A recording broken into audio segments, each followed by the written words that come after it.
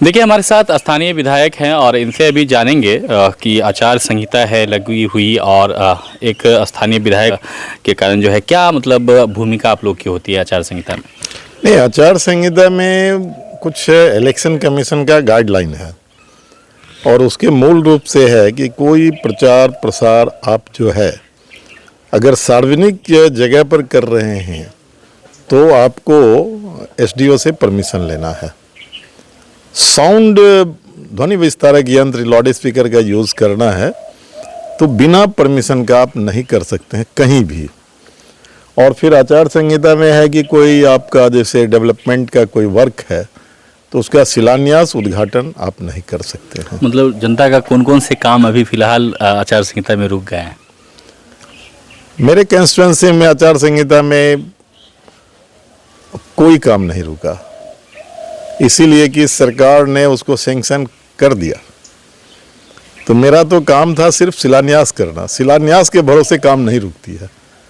तो इसीलिए जिस रोड का शिलान्यास मैं नहीं भी किया वो भी काम शुरू हो गया।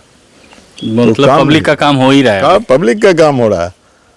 आचार संहिता में कोई डेवलपमेंट का काम एक भी नहीं फंसा है विभूतिपुर का अपने यहाँ का, तो इसीलिए वो हो रहा है।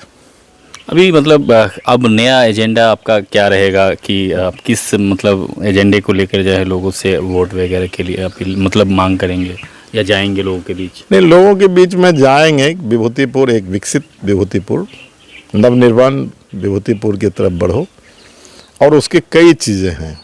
किसी भी समाज का विकास तब होगा जब वहाँ शिक्षा का विकास होगा, और शिक्षा के क्षेत्र में मैं काफ़ी प्रयास भी किया था और उसके नतीजे भी सामने आए, और उसके हिसाब से अभी और उसमें काम करना बाकी है। जैसे सपोज दैट कि जितने उत्क्रमित उच्च विद्यालय है उसमें विषयवार शिक्षक का सवाल था तो वो पूरा हुआ, लेकिन उच्च माध्यमिक जो है उत्क्रमित उच्च माध्यमिक यानी +2 का, उसमें आज भी जो है किसी भी विद्यालय में 8 से 12 टीचर हैं, जबकि 3 फैकल्टी है, साइंस आर्ट कॉमर्स। कॉमर्स की पढ़ाई कहीं आमतौर पर शुरू नहीं हुआ, शिक्षक नहीं है।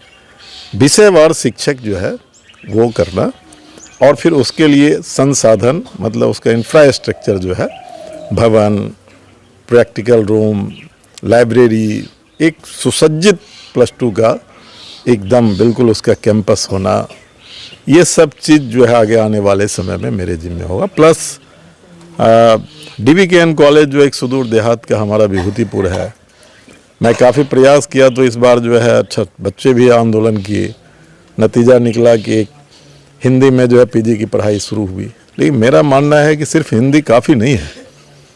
DBKN कॉलेज में कम से कम आर्ट फैकल्टी का 4-5 विषय और साइंस का जो है उसमें 2-3 विषय, कॉमर्स का 1-2 विषय और ज्योग्राफी का PG की पढ़ाई ज़रूर हो, क्योंकि ज्योग्राफी की पढ़ाई भी पूरे ज़िला में 2-3 कॉलेज में होती है। तो वो शिक्षा के क्षेत्र में है, लेकिन इसके साथ है स्वास्थ्य के क्षेत्र में। मैं प्रयास किया और उस पर बहुत काम किया कि पहले डॉक्टर नहीं बैठते थे, मेरे आने के बाद बैठते हैं। ताले नहीं खुलते थे नरहन हॉस्पिटल का, आज डॉक्टर बैठते हैं। और सिर्फ नरहन नहीं बल्कि टेकना, गंगौली, कल्याणपुर, कई जगह जो जहाँ डॉक्टर थे वो बैठते हैं। उसके बाद WHO वर्ल्ड हेल्थ ऑर्गेनाइजेशन, उसके जो मापदंड हैं वो है 1000 लोगों पर 1 डॉक्टर होना चाहिए। उसके लिए मैं निरंतर प्रयास किया तो वो संभव नहीं हो पाया, लेकिन एक चीज़ संभव हुआ कि हॉस्पिटल सभी पंचायत में खोलने का सरकार ने निर्णय लिया। तो आगे मेरे जिम्मे होगा कि हर पंचायत में हॉस्पिटल जो खुले उसे कंपाउंडर और नर्स के भरोसे ना छोड़ा जाए, हर जगह डॉक्टर कम से कम पंचायत में 1, यानी कि हर 10-12 हज़ार की आबादी पर 1 डॉक्टर हो। ये हेल्थ के सेंटर क्षेत्र में होगा। फिर उसके बाद आपको बता दें कि हमारे पास में जो सामने होगा वो होगा आपको एग्रीकल्चर के क्षेत्र में। एग्रीकल्चर, ये विभूतिपुर जो है सब्जी उत्पादक ये इलाका है। सब्जी उत्पादित वस्तु जो है उसके लिए कोल्ड स्टोरेज समुचित रूप से हो। समुचित मतलब एक छोटा सा कोल्ड स्टोरेज नहीं, अलग अलग इलाके में यदि संभव हो सरकार पंचायत के स्तर पर करे और फिर उसके लिए बाजार की व्यवस्था हो। इसके साथ जो है हर खेत को जो है ना पटवन के लिए बिजली, जो काम यहाँ चल रहा है तो उसको पूरा करवाना ये मेरे जिम्मे होगा। और कृषि के क्षेत्र में बहुत सारा, अगर कृषि का विकास नहीं होगा तब इस विभूतिपुर का क्या होगा। यहाँ के 90% आबादी उसी पर निर्भर करता है। इसके साथ हमारे पास में फिर तब और भी रहेगा काम, वो रहेगा कितना बड़ा ये विभूतिपुर है। लेकिन इस विभूतिपुर में कोई एक छोटा सा उद्योग नहीं है। मेरे भी मन में ये मलाल लगता है। एक कठिनाई है कि यहाँ ज़मीन नहीं है, लेकिन ठीक छोटा छोटा ज़मीन के टुकड़े हैं तो उसमें छोटा छोटा उद्योग लगे। बड़ा यहाँ नहीं लग सकता, कोई पेपर मिल नहीं लग सकता, यहाँ पर कोई चीनी उद्योग नहीं लग सकता, लेकिन छोटा छोटा उद्योग लग सकता है जो 2 एकड़ 3 एकड़ 4 एकड़ तक में जो हो सकता है।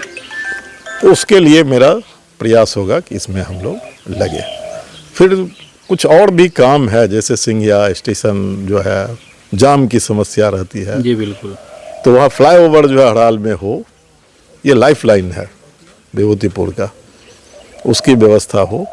ये सारी चीज़ें हमारे पास है। और फिर लॉ एंड ऑर्डर जो है पिछले देखिए दिनों में अगर 5 साल का आप देखिएगा आंकड़ा और उससे पहले 5 साल का आंकड़ा तो आपको थोड़ा अलग मिलेगा। फिर भी वो ख़त्म नहीं हुआ, लॉ एंड ऑर्डर पूरा मेंटेन नहीं हुआ। तो लॉ एंड ऑर्डर पूरी तौर पर अपना मेंटेन हो, ये भी हमारे जिम्मे, मतलब इसको भी हम लेते हैं आगे के टास्क के रूप में। ये कुछ काम है, लेकिन मेरा फोकस है आज की तारीख में भी पहले की तरह शिक्षा, स्वास्थ्य, एग्रीकल्चर, रोजगार। मतलब आपका नामांकन सुनने में आ रहा है 16 तारीख को कर रहे हैं। हाँ नहीं, 16 को पार्टी ने डिसाइड किया, फॉर्मल प्रक्रिया है, नॉमिनेशन होना है, दलसिंह सराय में होगा। हमारा DCLR दलसिंह सराय RO है, उनके ऑफिस में होगा। उसके बाद एक बड़ी सभा मेरी होगी, होना है। चलिए बहुत बहुत धन्यवाद। आपका भी शुक्रिया।